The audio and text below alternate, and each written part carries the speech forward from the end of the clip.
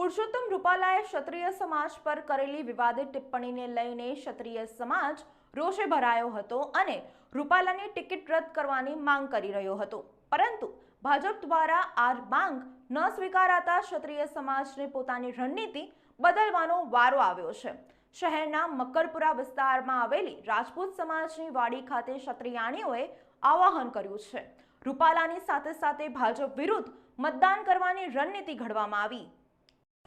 પુરુષોત્તમ રૂપાલા દ્વારા રાજપૂત સમાજ કરાયેલા નિવેદનને લઈને રહેલા વિરોધ વચ્ચે રાજકોટ બેઠકના ઉમેદવાર અને રાજ્યની તમામ બેઠકો પર ભાજપનો વિરોધ માટે ક્ષત્રિયો દ્વારા બેઠકો સંમેલનનું આયોજન કરાઈ રહ્યું છે। ત્યારે વડોદરાની મકરપુરાની રાજપૂત સમાજની વાડી ખાતે ક્ષત્રિય મહિલાઓ એકઠી થઈ પ્રતિક ઉપવાસની જાહેરાત કરી છે। રાજપૂત સમાજના સમર્થનમાં 92 સંસ્થા હતી, હવે 148 સંસ્થા વિરોધમાં જોડાઈ ગયા છે। અખિલ ગુજરાત રાજપૂત એસોસિએશનના મહિલા પ્રમુખ દશરથબાઈએ જણાવ્યું હતું કે 21 મહિલાઓ 7 દિવસ સુધી ઉપવાસ કરશે।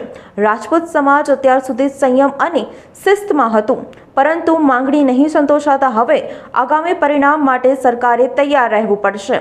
કરણી સેનાના પ્રમુખ રેખાબા જાડેજાએ જણાવ્યું હતું કે અત્યાર સુધી પ્રાર્થના કરતા હતા, ક્ષત્રિયાણીઓ ઘરમાં જ રહેતી હતી, પણ એક નિવેદનના લીધે અમારે ઘરમાંથી બહાર રહેવું પડ્યું છે। અત્યાર સુધી વિનંતી હતી, પણ હવે રણનીતિ કરીએ છીએ। દરેક વ્યક્તિ 4 મત ભાજપ વિરુદ્ધ નખાવીશું।